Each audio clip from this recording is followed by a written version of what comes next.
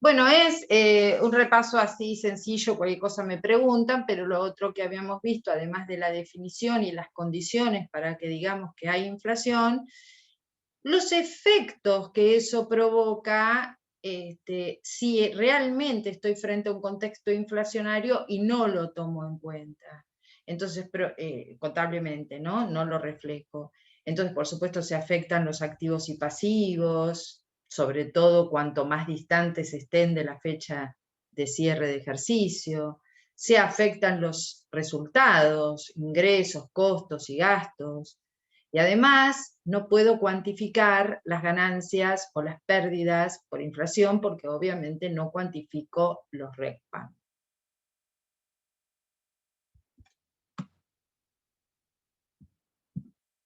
Después ya nos metimos un poquitito más y decíamos que por supuesto que la incidencia de la inflación, como decíamos recién, cuanto más alejadas estén las partidas de la fecha de cierre de ejercicio, la distorsión o la incidencia de la inflación va a ser mayor. Por supuesto también, cuanto mayor sea la tasa de inflación, mayor van a ser las distorsiones si no tengo en cuenta la inflación. Y acá por primera vez introducimos el tema de que en realidad la inflación la generan aquellas partidas, o sea, aquellos elementos patrimoniales, que cuando hablamos de ajuste, vieron que usamos distintas palabras. Bueno, cuando hablamos de ajuste hablamos de reexpresión, ¿no? No de cuestiones de evaluación, sino de reexpresión. Y cuando hablamos de ajuste, hablamos de partidas. En vez de hablar de elementos patrimoniales, hablamos de partidas. Partidas que pueden ser de activo, partidas que pueden ser de pasivo. Y decimos que las partidas monetarias, ya sea de activo o de pasivo, o sea, aquellas que están expresadas en moneda nominal y no pueden cambiar su expresión en valor porque ya están determinadas en pesos, esas partidas son las que en definitiva generan ganancias o pérdidas por inflación. ¿Por qué? Y porque si yo tengo partidas monetarias activas, o sea, activos monetarios, indudablemente, al perder poder adquisitivo, eso me genera una pérdida por inflación. Y si lo que yo tengo son pasivos monetarios, indudablemente, también al perder poder adquisitivo, el pago de esa deuda me va a resultar mucho más sencillo, con lo cual voy a tener una ganancia por inflación. Pero lo que estamos diciendo acá, por primera vez, es que quien determina esa ganancia o pérdida por inflación es la tenencia de activos y pasivos monetarios. Después vamos a ver exactamente a qué nos referimos con activos y pasivos monetarios. Pero esos, y solo esos, son los que generan los RECPAM. Y bueno, y después vemos cómo todas estas distorsiones generan efectos en la información contable. No puedo, decíamos, comparar estados contables de distintos periodos, no me sirve.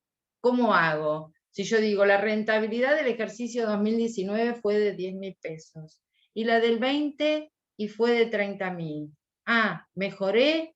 No, no sé, qué sé yo. Como hubo inflación, yo no sé si los 10.000 son más, menos, igual que los 30.000. No puedo comparar porque tengo cifras distorsionadas. ¿Cómo sé si ese mayor valor del 20 respecto del 19 es porque aumenté la rentabilidad o porque hubo inflación? No lo puedo ver. Afecta el cálculo de las amortizaciones, obviamente, porque parto de un valor de origen que no está reexpresado. Afecta la distribución de utilidades, y esto tal vez es uno de los problemas más serios que provoca la inflación sobre los estados contables, porque al no reexpresar el importe del capital, puedo suponer que tengo resultados cuando en realidad no los tengo, o los tengo por un valor mucho menor. Por lo tanto, si no los tengo por un valor mucho menor, en realidad lo que estoy distribuyendo no son resultados, sino que es el mismo capital de la empresa lo que estoy distribuyendo. Bueno, es imposible comparar los estados contables de distintos periodos y los estados contables de esta manera no sirven para tomar decisiones. Y por supuesto que si no tengo en cuenta y no hago los ajustes, no van a aparecer los RECPAM.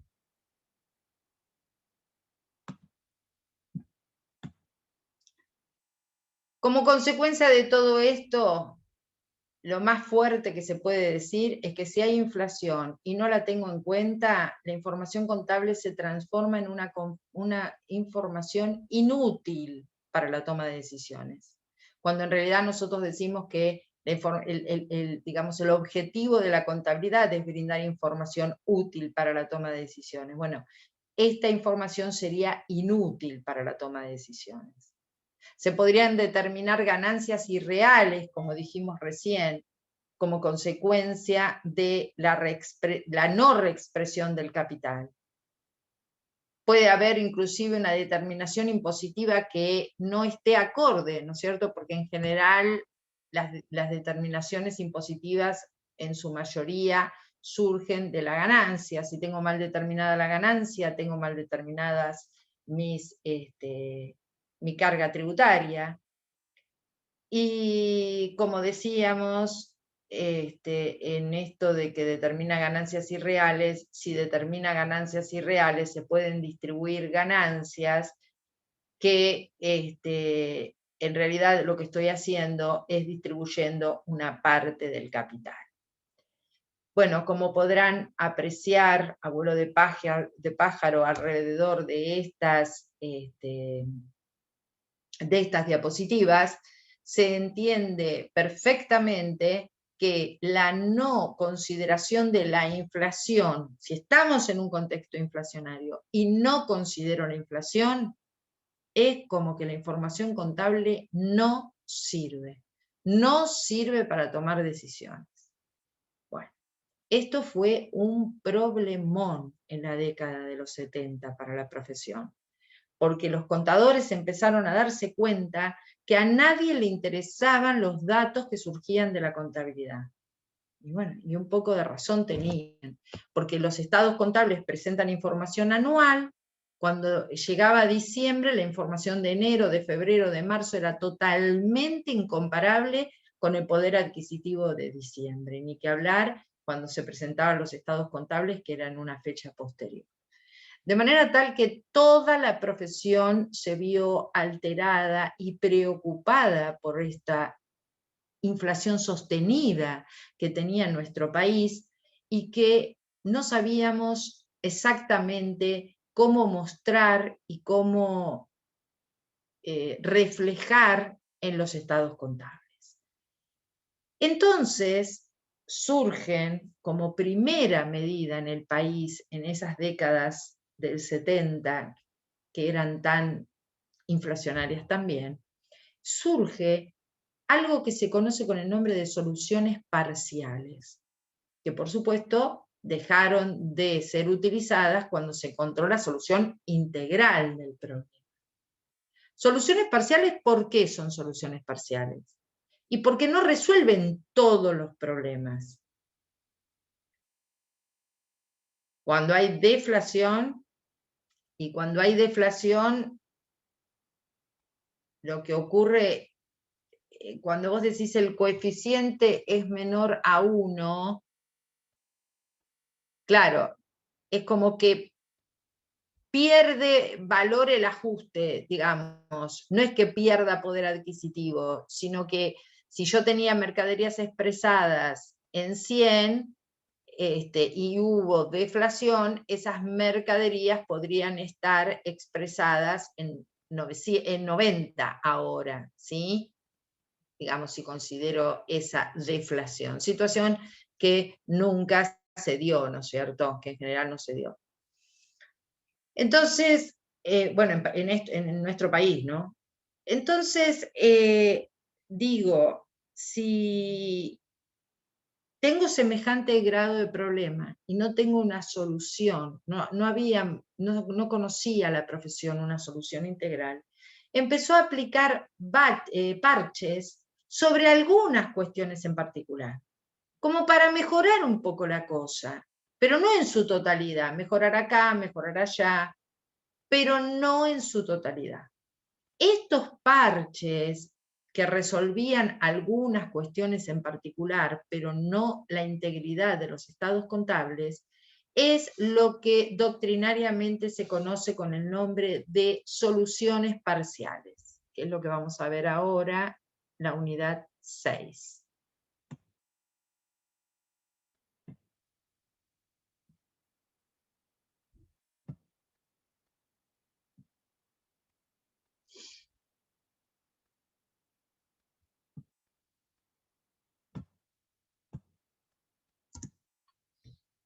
Bueno, el objetivo de estas soluciones parciales justamente es solucionar las distorsiones que genera la inflación en la información contable. Esas distorsiones se dan porque se aplicaba un modelo de costo histórico expresado en una unidad de medida heterogénea en un contexto que era inflacionario. Ahora, son muy limitadas estas soluciones parciales. Por lo tanto, luego en el tiempo fueron reemplazadas por el ajuste integral. La principal limitación, dice acá la diapositiva, es que aunque yo aplicara todas las soluciones parciales, eso no constituye una solución integral del problema. ¿Sí? Ni aún aplicando la sumatoria de todas las parciales logro resolver el problema integralmente, sino resolver pedacitos del problema. Primero,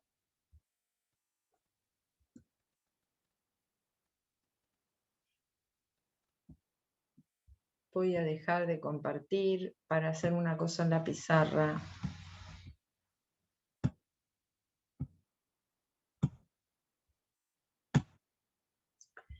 Soluciones parciales, entonces. Tres tipos de soluciones parciales. Soluciones legales,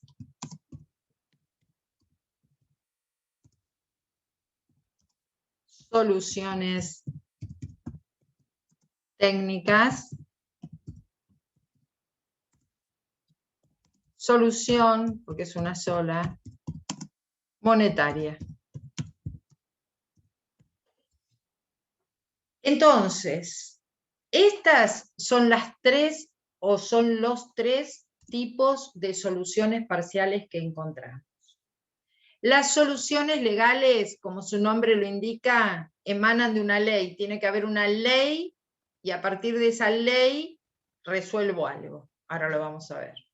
Las soluciones técnicas emanan de la profesión, como finalmente en la década, avanzada la década del 80, la profesión llega a poder esbozar lo que se conoce con el nombre de ajuste integral. Es una solución técnica también el ajuste integral, pero es una solución técnica integral. Antes de ese ajuste integral, la profesión había buscado determinadas soluciones emparchando. Y una única solución que tiene que ver con una cuestión de tipo monetario. Bien, estos serían los tres tipos que vamos a ver.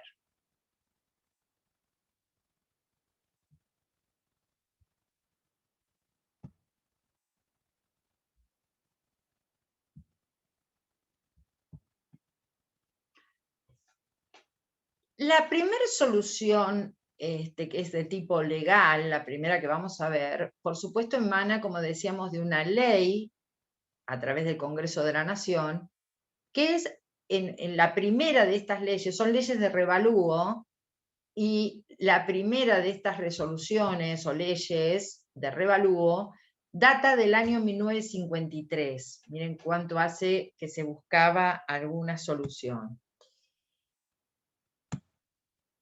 Esta ley de revalúo lo que hacía era actualizar activos fijos, o sea, lo que llamamos que no están destinados a la venta, ¿no es cierto? bienes de uso o inversiones en términos generales. Solo se ocupaba de eso. O sea, estaban todas las partidas del estado contable, pero esta solución legal apuntaba solo a los activos fijos. Entonces, ¿por qué era una solución? Bueno, me quedaban mejor expresados los activos fijos, porque la ley salía con un coeficiente, ya me traía el coeficiente. Entonces lo que yo hacía era los activos fijos los multiplicaba por el coeficiente que me determinaba la ley. Y conseguía actualizar o reexpresar el valor de mis activos fijos. Entonces, el cálculo de las amortizaciones de esos activos fijos también variaba, porque yo ya no tenía, por ejemplo, un activo fijo en 10.000, sino que lo tenía reexpresado en 100.000, y calculaba su cuota de amortización por esos 100.000. Y por lo tanto, la cuota de amortización, resultado negativo, que iba al estado de resultados, era mayor luego de reexpresar ese activo fijo. ¿Y por qué esto era importante o por qué esto es importante para esta solución parcial? Porque permite que al llevar una mayor carga al estado de resultados vía amortización, disminuye el resultado final del ejercicio y corro menos riesgo de distribuir resultados que no sean reales. ¿Sí? Lo vemos a través de un ejemplito, cualquier cosa me preguntan. Por ejemplo, un rodado que tenía un valor de origen en 1.000 pesos y que se amortizaba al 20% anual. Al cierre del primer ejercicio se amortizaron 200 pesos y quedó con un valor residual de 800. Vamos a suponer que en ese primer ejercicio la ganancia fue de 10.000 pesos. Aparece la ley de revalúo y me dice, ojo, el rodado tiene un valor de 10.000 ahora. Y bueno, si tiene un valor de 10.000, lo reexpreso y por lo tanto en el activo me va a figurar por 10.000 menos su amortización, que en este caso será de 2.000. Tengo que registrar el aumento de valor del rodado contra ley por revalúo, ¿no es cierto?, directamente en una cuenta de patrimonio neto en ese momento, 9.000 pesos, y tengo que calcular la nueva cuota de amortización que sería de 2.000 en este caso. Al aumentar la cuota de amortización de 200 a 2.000, la cuota de amortización aumenta en 1.800 pesos. Y esto hace que la ganancia entonces no sea ya de 10.000, sino que sea de 8.200. Los 10.000 menos los 1.800 que ahora aumentaron los resultados negativos. Con lo cual, resuelvo dos cuestiones, ¿no? Por un lado, tengo mejor expresados mis activos fijos, más cerca del poder adquisitivo de cierre de ejercicio. Y por otro lado, aumento el valor de las amortizaciones, lo que me permite reducir el resultado final del ejercicio y reducir el peligro de distribuir resultados que no sean reales. ¿Se entendió la solución legal?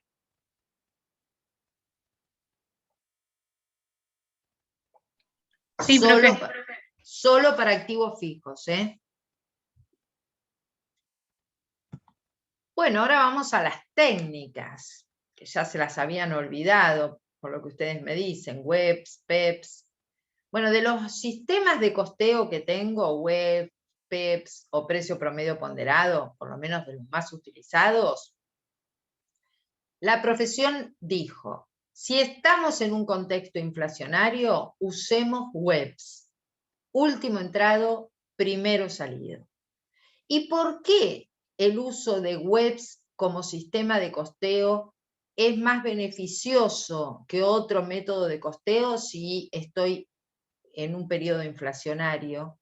¿Por qué esto es así? Porque el costo de las mercaderías vendidas me queda expresado en el valor de las unidades últimas entradas.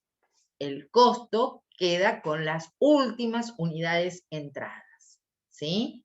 Entonces, al quedar el costo con las últimas unidades entradas, ¿qué pasa en el estado de resultados? Disminuye el resultado del ejercicio. ¿Y para qué quiero que disminuya el resultado del ejercicio? Para no distribuir ganancias por encima de lo normal. Quiero que poder tener un colchón financiero para reponer esas mercaderías que estoy vendiendo. Por lo tanto, quiero los costos lo más altos posibles. El único método que me asegura los costos lo más altos posibles es WEPS, último entrado, primero salido.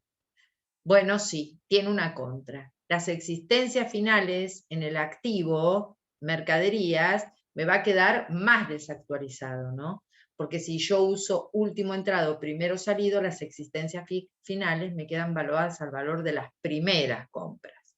Entonces, mejoro en el cuadro de resultados porque disminuyo la utilidad, pero no tengo bien expresadas las mercaderías dentro del activo. Por eso son todas soluciones parciales. ¿Se entiende este tipo de solución técnica?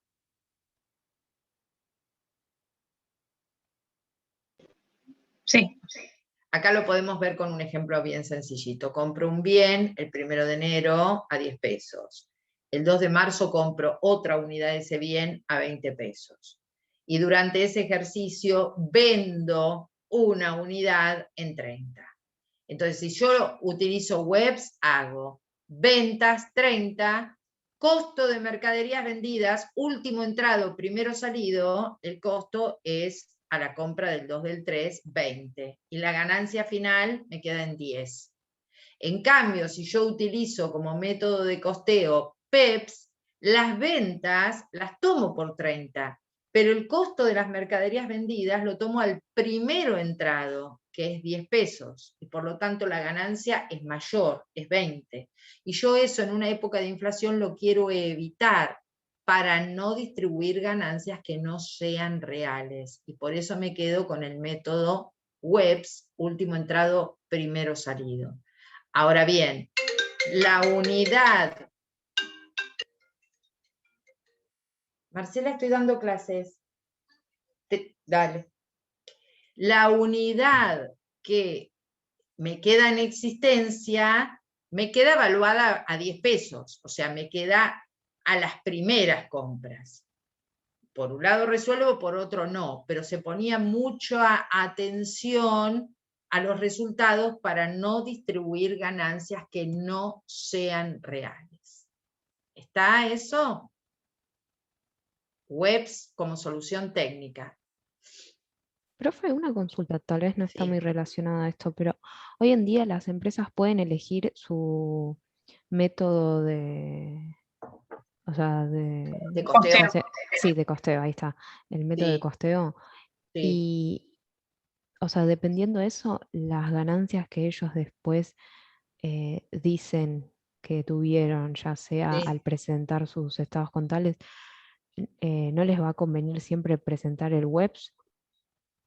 Digo, a la Bueno, hora de pagar impuestos, ¿no? porque tenés menos ganancia, pero Claro. depende, o sea, así, es todo un tire y afloja. Vos podés usar como método de costeo webs, y obviamente que lo podés usar, pero ocurre que en el activo vos vas a tener las mercaderías muy Claro, bajas, ¿sí? claro, claro. Entonces depende de lo que vos, sí, a la hora de los impuestos, por supuesto, te conviene bajar la ganancia, pero tal vez vos quieras mostrar solvencia, liquidez, quieras sacar préstamos y demás, y el activo te Ahí va te a conviene quedar. PEPS. Y bueno, PEPS es exactamente al revés, te manifiesta Claro. una ganancia más alta y en el activo te quedan mejor expresadas las mercaderías. Ujú. Ahora bien, si vos usás este método de costeo, ¿no? Pero estás usando valores corrientes, entonces es distinta la cosa, porque al usar valores corrientes yo tengo los costos valuados a valores corrientes y las existencias valuadas a valores corrientes. Acá porque estamos hablando solo de inflación, ¿sí? Hay muchas de estas cosas que luego, si esto yo lo combino, este modelo lo combino con valores corrientes, resuelvo alguna de estas cuestiones. Pero acá estamos hablando solamente de la unidad de medida, ¿sí? Y de la unidad de medida antes, cuando ni siquiera se conocía el ajuste por inflación. Pero sí, si tu pregunta es si actualmente, ¿qué valor le doy? O sea, utilizo un sistema de inventario. ¿Qué sistema de inventario utilizo? Y ahora normalmente utilizo sistema de inventario permanente. ¿Por qué? Y porque con los medios electrónicos no es tan complejo. Entonces uso un sistema de inventario permanente. ¿Con qué método de costeo? Y bueno, con el que yo quiera utilizar, ¿no es cierto? Pero sí, tengo la alternativa de usar webs, de usar PEPs o de usar un promedio entre los dos. Y utilizo el que quiero, en forma consistente. Si voy a dejar de utilizar un método de costeo y cambiar a otro, tiene que estar expresado, muy argumentadas las causas, porque si no, hago una manera de contabilidad que no puede ser comparable entre los distintos ejercicios, ¿sí? Hay otra solución técnica que recibe, o sea, vimos una solución técnica es el uso de webs, y otra solución técnica es lo que se conoce con el nombre de amortización acelerada. ¿Qué quiere decir amortización acelerada? Supongamos que yo tengo una maquinaria y he decidido amortizarla en 10 años, esa máquina. Pero bueno, ahora estoy en un contexto de inflación muy importante, que espero se revierta en 1 o 2 años. Yo creo que este contexto va a variar, ¿no? Vamos a suponer. Y estamos hablando en el pasado. Entonces creo que va a variar y digo, bueno, como apunto a eso, a que esto cambie, voy a acelerar la amortización. Y esta máquina, en vez de mandar a resultado negativo el valor de origen dividido 10 años, voy a mandar a resultado negativo el valor de origen dividido 2 años. Y bueno, la verdad, resuelvo un montón el problema de resultados. Achico los resultados, mandando más resultado negativo vía amortización, achico los resultados, claro que sí. Ahora, la frazada es medio corta, ¿no es cierto? Resolví el problema, pero ¿por cuántos años lo resolví? Por 2 años. Cuando llegue el tercer año ya no tengo amortización para enviar al cuadro de resultados. ¿Se entiende? O sea, esto es útil, la amortización acelerada es útil cuando pienso que el periodo o el contexto inflacionario va a variar en el futuro. Entonces aprovecho ahora y amortizo lo más posible para bajar la utilidad y distribuir menos ganancias. ¿Se entiende? ¿Alguna pregunta? Sí, profe, yo eso de dividir la vida útil en 2 o en 2 años, eso, ¿lo puedo volver a repetir, por favor? Sí.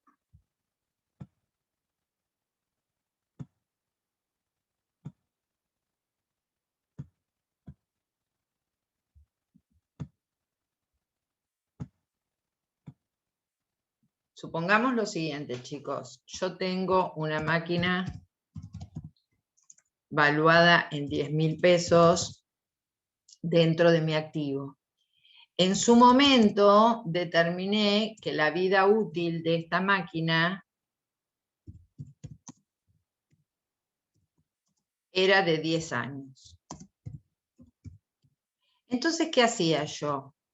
Calculaba su cuota de amortización, 10.000, dividido 10.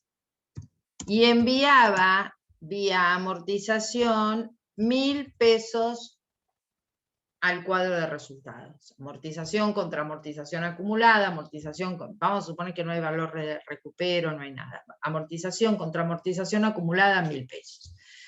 Ahora digo, che, estoy en un momento de mucha inflación, me conviene disminuir los resultados un poco.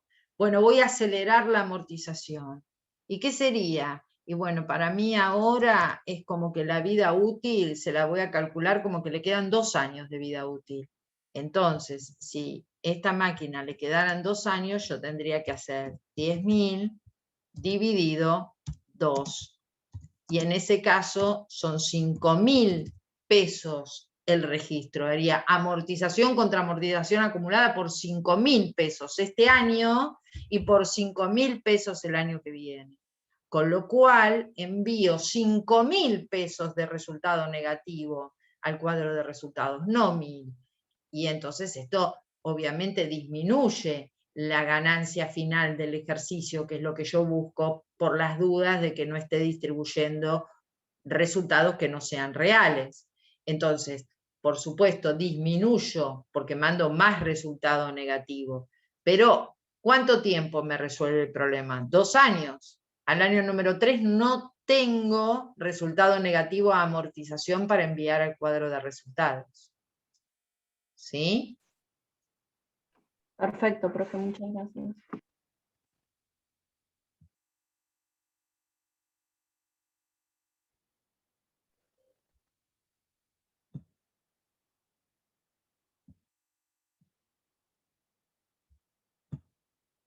Y me queda la última solución integral, la última solución parcial, que ya no es ni legal, no emana de una ley, como el revalúo, no emana de la profesión, como el uso de webs o la amortización acelerada, sino que recibe el nombre de solución monetaria.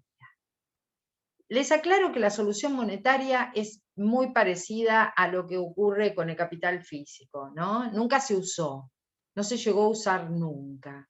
Pero ¿en qué consistía buscar una solución por este lado?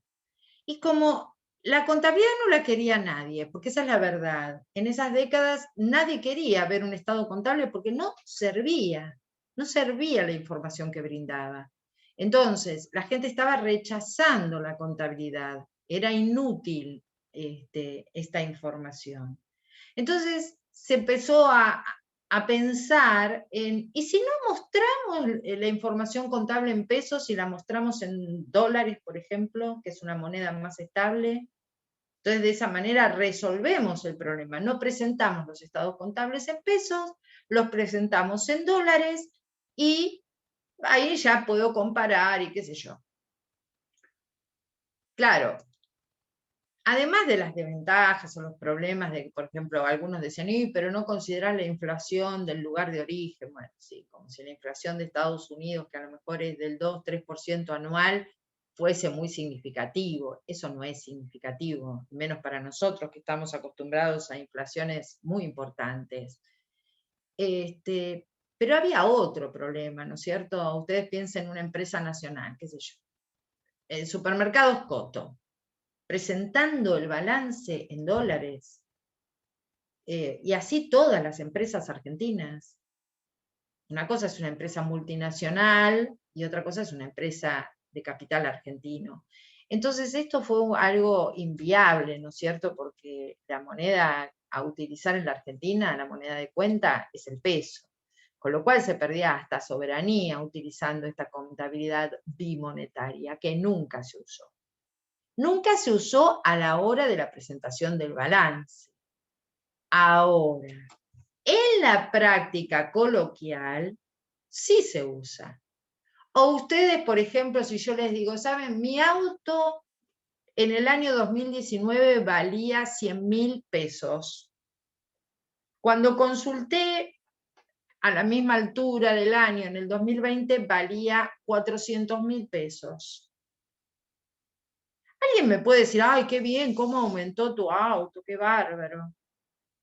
Alguien puede decir, no, no aumentó, es el mismo valor y hasta disminuyó, porque los 100.000 pesos del 2019 corresponden a los 400.000 del 2020.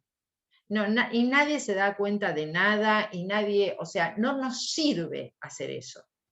Es totalmente irrelevante cuánto valía mi auto en el 2019 en pesos versus cuánto valía mi auto en pesos en el 2020. Entonces lo que uno hace rápidamente es decir, mi auto en el 2019 valía $10.000. Bueno, más o menos lo mismo en el 2020, $10.000. Es automático, lo mismo que ocurre por ahí con las propiedades, ¿no es cierto?, con los inmuebles. Uno ya habla de ellos en dólares. No solamente por la magnitud de valor que tienen las propiedades, sino justamente por causas inflacionarias. Ahora, que coloquialmente uno haga esa disquisición y hable en términos de dólar, por ejemplo, porque es mucho más estable y nos permite pensar mejor el valor de esos bienes, es una cosa.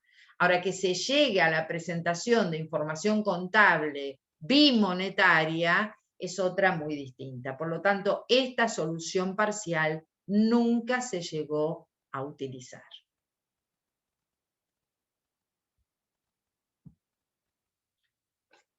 Estas, señores, son las soluciones parciales que han acontecido en nuestro país desde, yo diría, la década del 60, 70, empezó a agravarse más la situación, pero ya desde la década del 60 comienza un proceso inflacionario que se agrava en los 70 y que enloquece en los 80.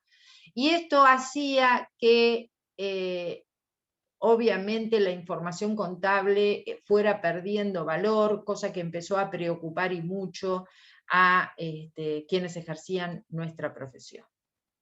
De manera tal que se buscaron soluciones desde el Congreso, digamos, desde leyes, se buscaron soluciones desde el seno de la misma profesión, se llegó a pensar en esta solución de contabilidad bimonetaria, pero como ustedes habrán podido apreciar, resolvían acá y nada más, resolvían acá y empeoraban acá, o sea, siempre eran soluciones que no resolvían integralmente el problema.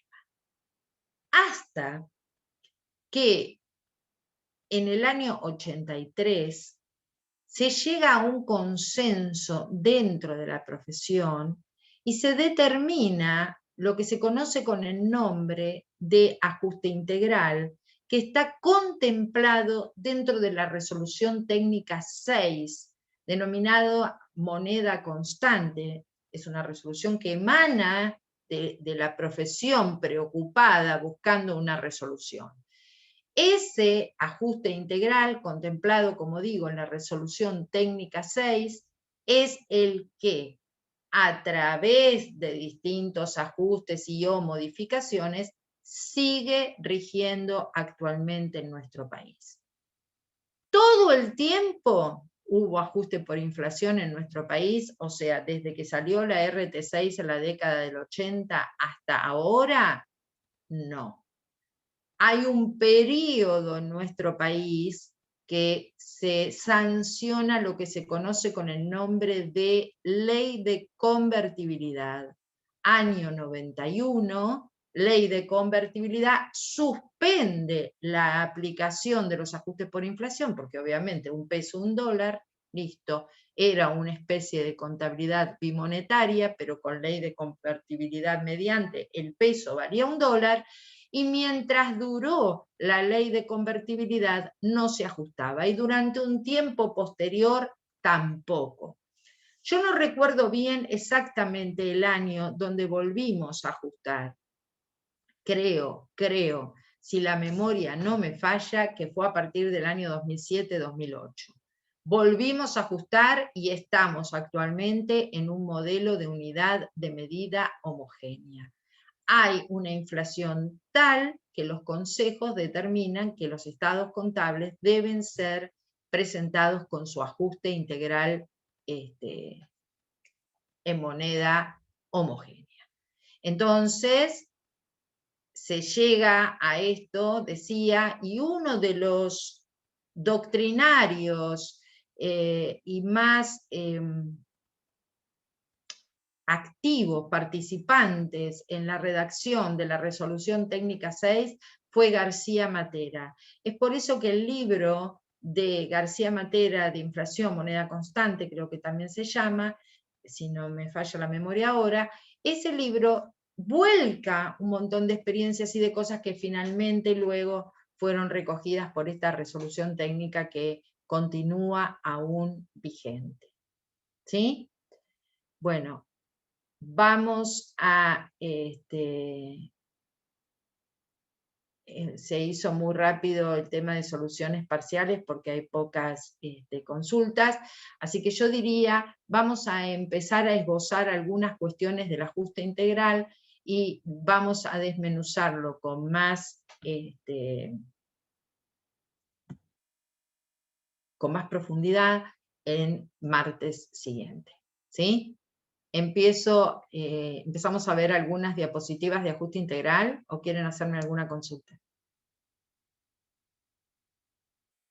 ¿No? No hacemos descanso hoy porque la clase va a ser más corta.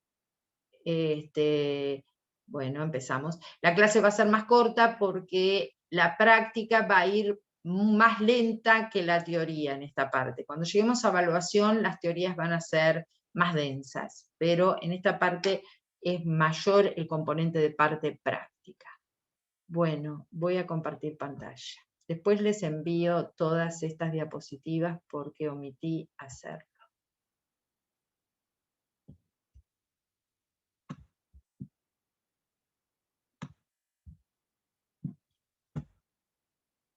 Como decíamos, de una solución parcial o de varias soluciones parciales, se pasa a lo que se conoce con el nombre de solución integral, recogida en la RT6, aún vigente. Pero una pregunta que se hace siempre, o casi siempre, en los exámenes finales de contabilidad 2, es ¿cuál es el objetivo de hacer un ajuste integral? Ahí dice, por ejemplo, que el ajuste integral es un método que ajusta los componentes de toda la estructura contable, que están expresados en poderes adquisitivos de distintos momentos y llevan todo a una misma fecha, que es la de cierre, por aplicación de un coeficiente corrector. Coeficiente que surge de relacionar la variación entre el momento de cierre de ejercicio con el momento de origen de la partida.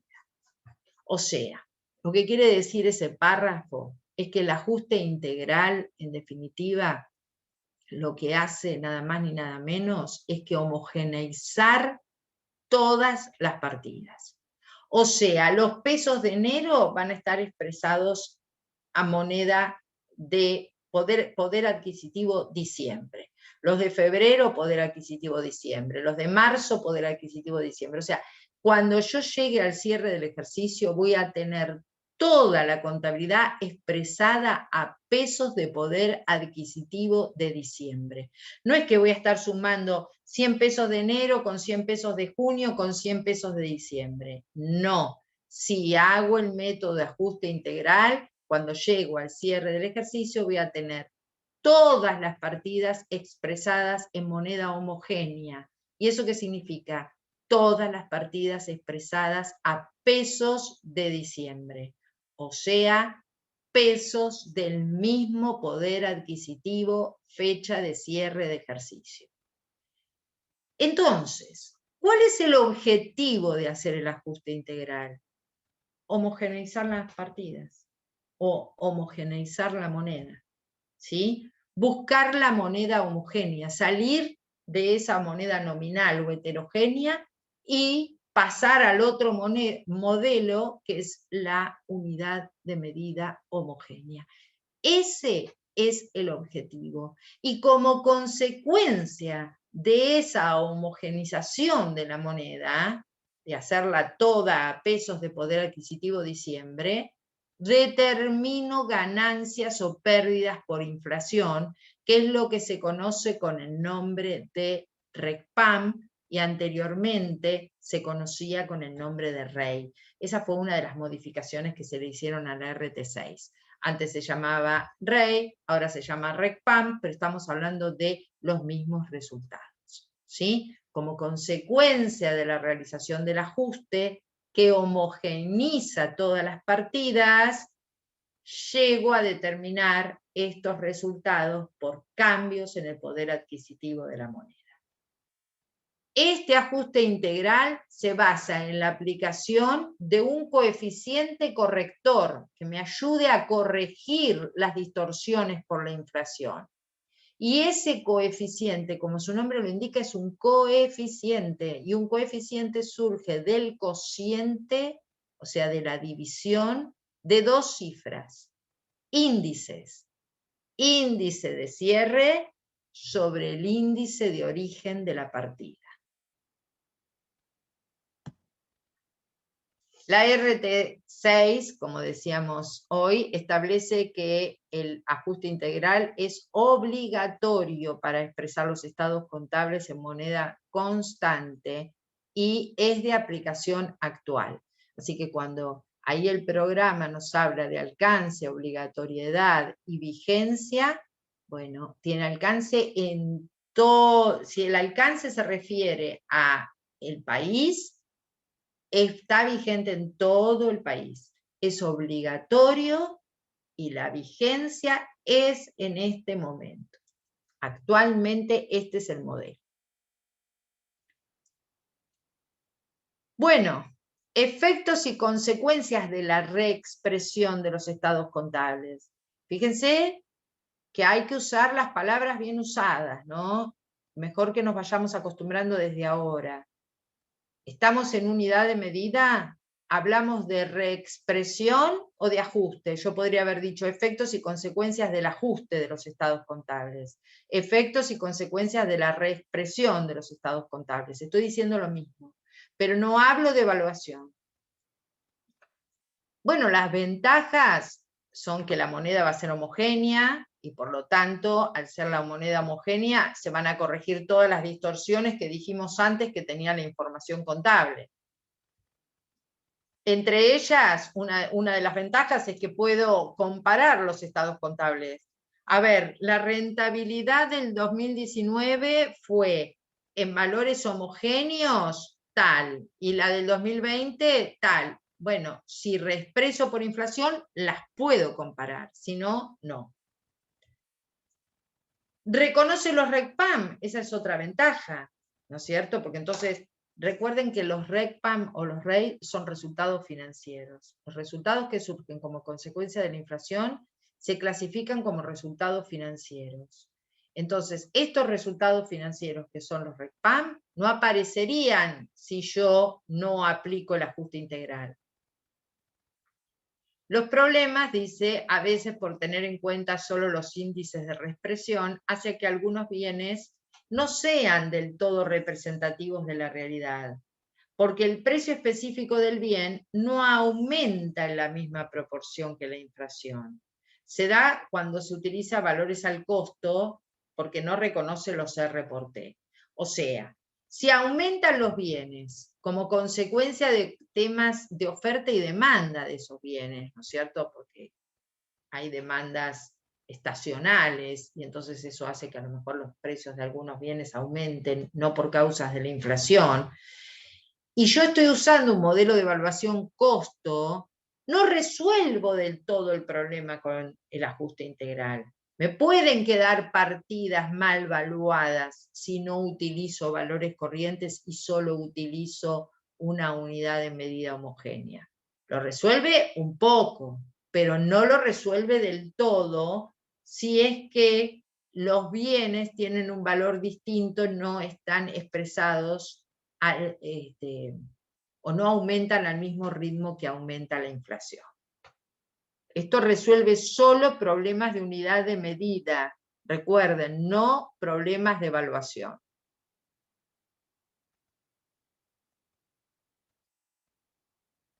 Bueno, esperen que quiero ver hasta dónde profundizo en la clase.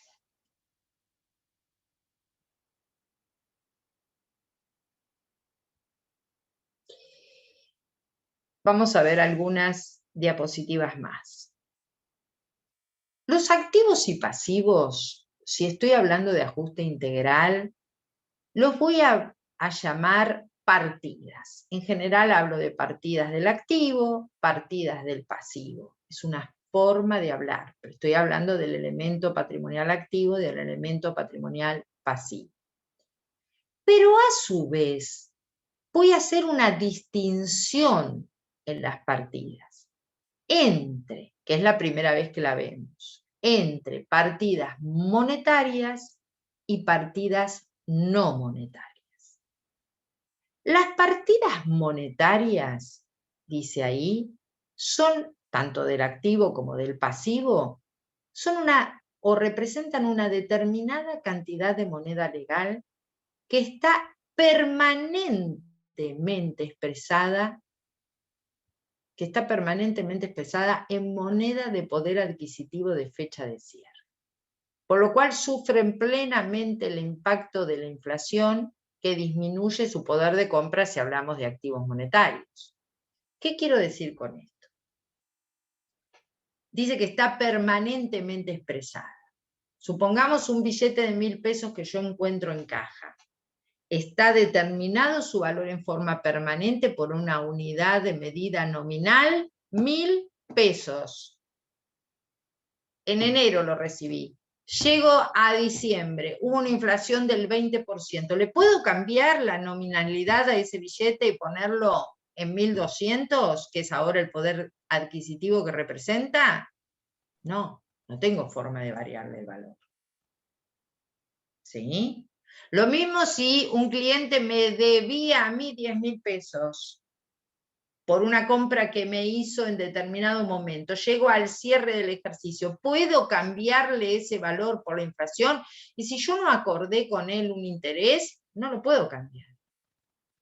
Ese valor es ese valor. Lo mismo si yo debo dinero. Tengo una deuda en pesos. Tengo esa deuda en pesos. Eso no lo puedo cambiar. Están establecidas están, digamos, en forma permanente expresadas sus cifras. Esas partidas que no pueden variarse por la inflación, porque tienen un valor nominal fijo, reciben el nombre de activos y pasivos monetarios y son los que sufren directamente el impacto de la inflación. Insisto, si yo tengo en la mano un billete de 1.000 pesos y durante todo el año una inflación del 20%, al cierre del ejercicio yo perdí 20 pesos de poder adquisitivo. No, perdón, 200 pesos. 200 pesos de poder adquisitivo. Perdí por la tenencia de ese bien, de ese billete, sin haber pasado nada. Pero lo que podía comprar con ese billete de 1.000 pesos en enero es un 20% menos lo que puedo comprar ahora al cierre del ejercicio. Por lo tanto, los activos y pasivos monetarios son los que generan resultados por exposición a la inflación. Yo no gano o pierdo por inflación por la tenencia, por ejemplo, de mercaderías. Yo gano o pierdo por inflación por la tenencia de activos y pasivos que están expuestos a la inflación.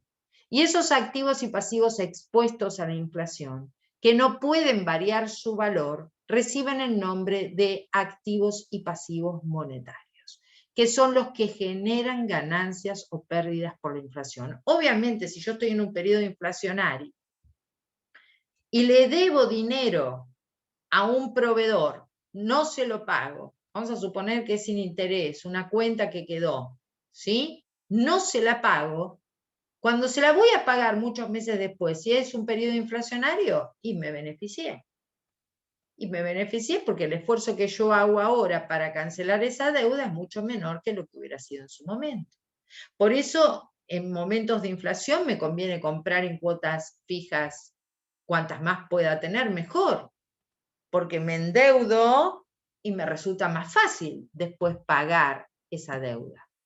Entonces, activos me perjudican, activos monetarios me generan REI negativo o RECPAM negativo, y pasivos monetarios me generan RECPAM positivo, me beneficio. ¿Y los no monetarios qué serían? Y son aquellas partidas que no representan una suma fija inalterable en moneda de curso legal, sino que tienen un valor propio. Entonces yo las puedo aumentar. Por ejemplo, yo tengo mercaderías.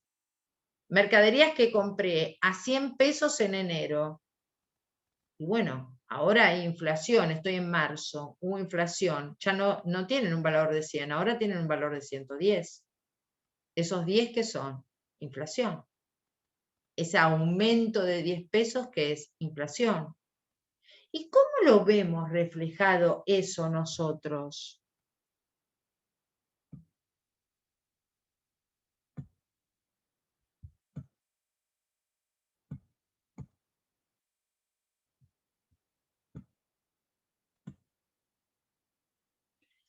Si yo estoy en un periodo de inflación y tengo mercaderías que compré a 100 pesos, pero al cierre del ejercicio, esas mercaderías reexpresadas, les aplico el coeficiente corrector y digo que esas mercaderías tienen un valor de 130, en moneda homogénea representan 130 en diciembre, supongamos, esto es marzo del 2020 y esto es diciembre del 2020. ¿Cómo llegué acá? Y llegué con un coeficiente que es el índice de inflación, ¿no es cierto? De precios.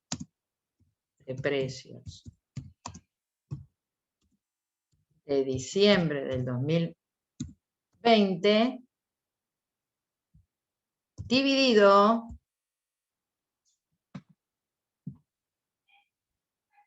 lo puedo hacer así, a ver. Ah, no puedo subrayar, ¿no? No. Bueno, dividido el índice de precios del momento de origen de estas mercaderías, que fue marzo del 2020. Entonces yo multipliqué los 100 por el coeficiente, que en este caso es 1.30, y llegué a 130. ¿Sí? ¿Qué hice ahí? Llevé los 100 pesos de marzo a moneda homogénea de cierre 130. Ahora, cuando yo tengo que arreglar esto, ajustarlo en mi contabilidad, yo hago un registro de este tipo.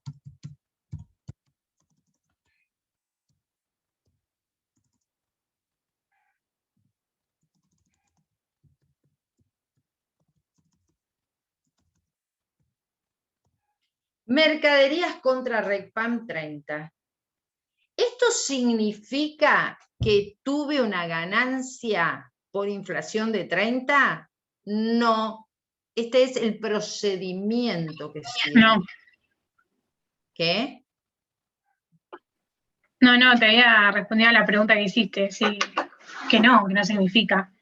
No significa, por eso, pero esto a veces se presta a confusión.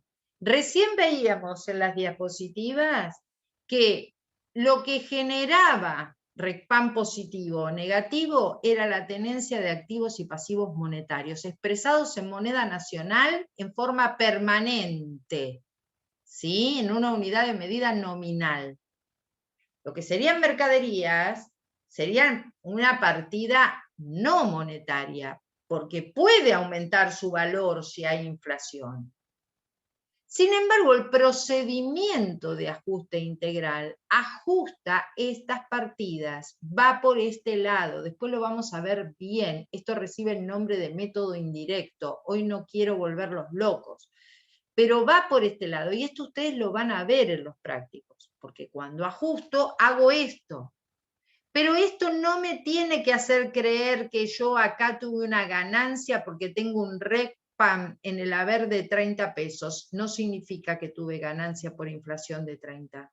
Ojo, después vamos a ver, cuando termine, digamos, todo el ajuste, el ejercicio, si fue positivo o negativo el RECPAM, y lo generó la tenencia de activos y pasivos monetarios.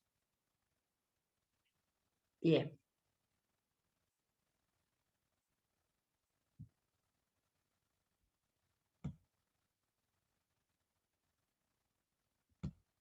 No, ¿dónde está?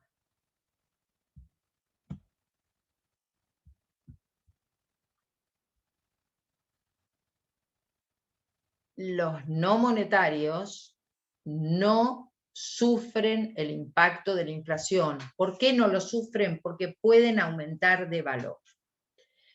Ahora bien,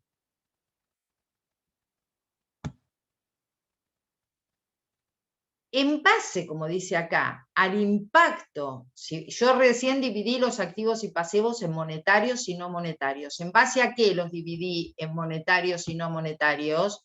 En función a la relación que tienen con la moneda de curso legal. Aquellos que están expresados en moneda de curso legal permanentemente serían los monetarios, y los que pueden aumentar su valor serían los no monetarios. Y otra forma de clasificar los activos y pasivos es en expuestos y no expuestos, en base al impacto que genera la pérdida de poder adquisitivo. Los están expuestos son los que se desvalorizan si pierdo poder adquisitivo.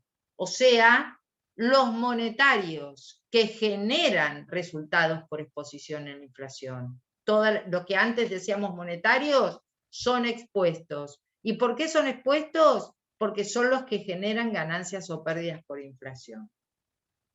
Los que no, los que llamábamos no monetarios, no están expuestos porque no se desvalorizan por la inflación. Entonces, no generan RECPAM. Cuando veamos bien el mecanismo de ajuste integral, que hoy no vamos a ver la metodología, vamos a ver que cuando aplicamos el ajuste tengo dos métodos distintos. No lo vemos hoy. Método directo, método indirecto. El que cumple con el objetivo de homogeneizar la moneda es el método indirecto y por lo tanto es el que vamos a usar. Entonces, cuando empezamos a decir cómo usamos, decimos, ajustamos las partidas no monetarias. Y ahí empieza el primer problema muchas veces en los finales de contabilidad 2, sobre todo con algunos profesores. Si ustedes les dicen que el método de ajuste integral se aplica, lo que tenemos que ajustar son las partidas no monetarias, muchos profesores dicen no, está mal. Entonces, ¿cómo? Si las partidas monetarias cambian no cambian de valor y no son las que ajusto, voy por el método indirecto, tengo que ajustar, como veníamos viendo recién, mercaderías, como el profesor me dice que en el método indirecto no ajusto las partidas no monetarias. En realidad, la respuesta correcta a eso es: ajusto todas las partidas que no estén expresadas en pesos de cierre de ejercicio. Entonces eso deja fuera las partidas monetarias, porque las partidas monetarias, como por ejemplo el billete, están expresadas en pesos de cierre de ejercicio. Y las partidas no monetarias de diciembre, o sea, mercaderías que compré en diciembre, tampoco las reexpreso, porque están expresadas en monedas de cierre de ejercicio. Yo acá me adelanté un poco a lo que vamos a ver la clase que viene.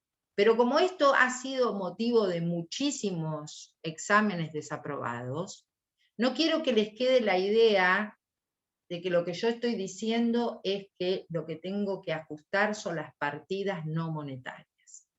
Lo que estamos viendo en la clase de hoy es cómo dividimos las partidas en monetarias y no monetarias, y por qué, y cómo dividimos las partidas en expuestas y no expuestas y por qué. Todavía no estamos diciendo mucho cuáles son las que voy a ajustar, porque todavía no vamos a ver el método de ajuste. Lo que sí vamos a ver es el índice que voy a aplicar. Para el ajuste integral tengo que usar un coeficiente que surge del cociente de dos índices, índice de cierre sobre índice de origen. El índice de precios internos al por mayor y PIM era el que usaba la resolución técnica antes. Ahora el índice de precios mayoristas es el que usa ahora, ¿no? Y este índice lo elabora ¿quién?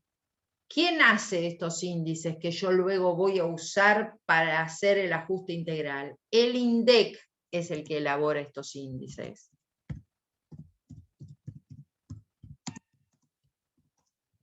INDEC, un Instituto Nacional de Estadísticas y Censos, es el que metódicamente todos los días y todos los meses va agregando información. O sea que estos índices que yo voy a usar como el cociente corrector, para calcular, mejor dicho, el coeficiente corrector, tienen que ser oportunos, tienen que estar disponibles. O sea, no puedo decir que voy a usar un índice y cuando lo voy a buscar no está. Entonces necesito un índice que sea oportuno, que sea fiable, que esté disponible.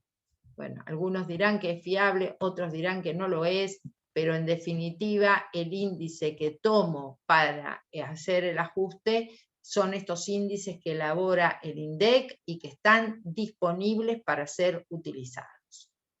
Lo que continúa es la metodología del ajuste que hoy no quiero que veamos, quiero que sepamos nada más que si vamos a emprender el curso de realización de un ajuste integral, lo que vamos a ver ahí es una división de las partidas, o sea, una división de los activos y pasivos, diferente del que veíamos siempre en contabilidad corriente, no, acá o por rubro, no, acá los vamos a dividir en monetarios y no monetarios, expuestos y no expuestos, vamos a determinar un coeficiente corrector, vamos a elegir un método, porque hay dos, directo e indirecto, pero recuerden que el método indirecto es el único que cumple con el objetivo de homogeneizar la moneda. Así que toda la metodología de cómo llevamos adelante el ajuste lo vamos a ver la clase próxima. ¿Alguien tiene alguna consulta para hacerme de esto, de lo que vimos hasta acá?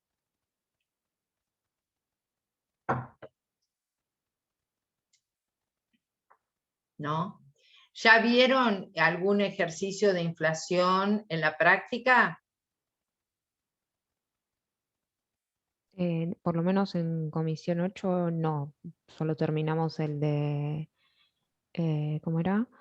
El de las construcciones, las obras. ¿Soluciones parciales? No. No, avance de obra. Eso no me salía. Ni siquiera vieron soluciones parciales, o sea que tienen que ver los Profe, sí. con Calcaterra, en la comisión 5, sí, vamos por el TP7 ahora. ¿Y qué es el TP7? Ya dimos inflación y dimos soluciones integrales y parciales. ¿Todas? No, enteras no.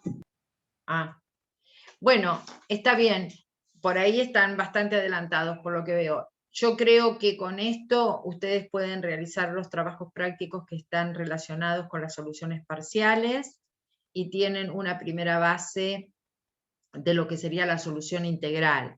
Digamos, me encuentro con todos los estados contables expresados en fechas de distinto momento y quiero pasar de una unidad de medida heterogénea a una unidad de medida homogénea. ¿Qué tengo que hacer? El proceso de ajuste integral.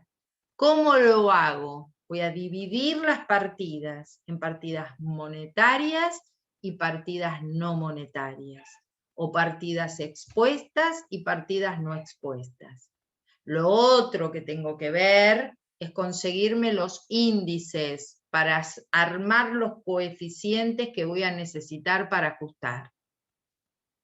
Voy a utilizar el método indirecto, y a través del método indirecto reexpreso todas. Esto les tiene que quedar claro. A partir del método indirecto de ajuste integral, lo que tengo que reexpresar o lo que tengo que ajustar son todas las partidas que no están expuestas o expresadas en pesos de cierre de ejercicio. Todas las que no están expresadas en pesos de cierre de ejercicio, las tengo que ajustar. Bueno, y ahí empieza la metodología, que es lo que vamos a ver en la clase que viene. ¿Alguna pregunta?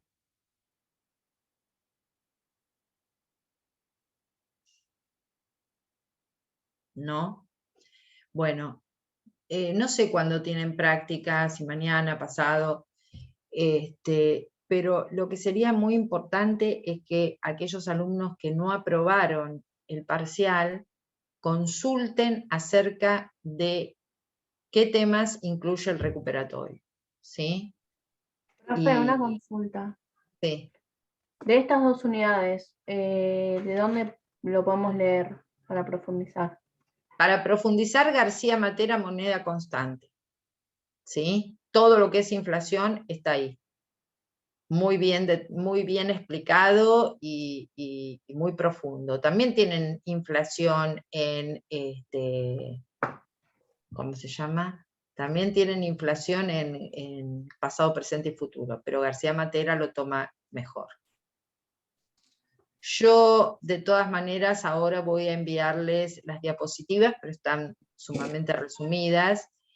Por supuesto que sirven las diapositivas, porque recuerden que ustedes lo que tienen que hacer es entender el desarrollo de la clase para poder realizar los prácticos. Digamos, para aprobar la cursada estoy hablando, es distinto para aprobar la materia. Para aprobar la cursada necesitan eso, porque necesitan la explicación teórica para resolver la práctica.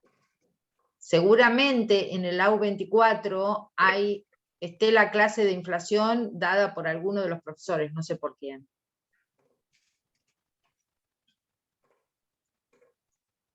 ¿Alguien me quería decir algo?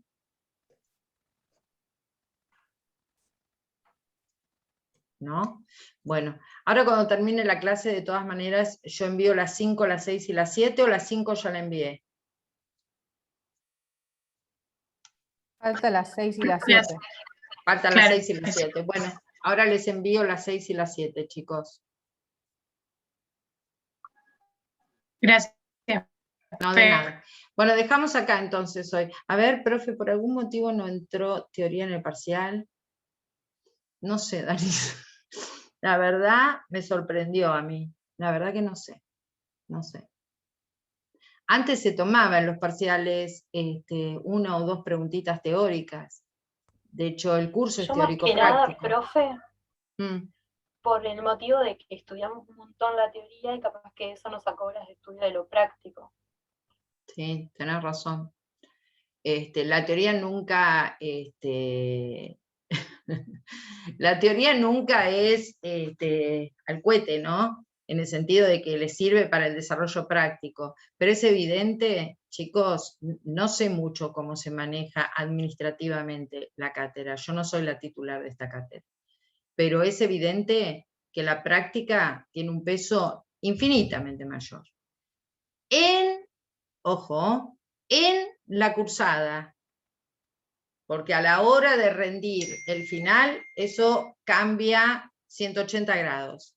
Entonces, para aprobar la cursada, que es el primer objetivo, estudiemos mucho, mucho y bien la práctica. Hagamos 100 veces los ejercicios, hagan los adicionales, consulten, vuelvan los locos a los ayudantes, con preguntas de todo tipo y color, cosa de que cuando llegue el momento que ustedes tienen que ser evaluados, al menos estén lo más afilados posibles con el tema. Usen todos los recursos que tienen, chicos, porque si no usan los recursos que tienen va a ser difícil, más difícil. Así que usen mucho las clases prácticas. No digo que la teoría no me quiero tirar en contra, pero digamos, esto que vemos en teoría muchas veces les puede servir para entender el desarrollo de los trabajos prácticos. Y eso ya es un objetivo en sí mismo. Y les va a servir y mucho para rendir el final. Pero fundamental es que sepan hacer todo el desarrollo práctico para aprobar la cursada.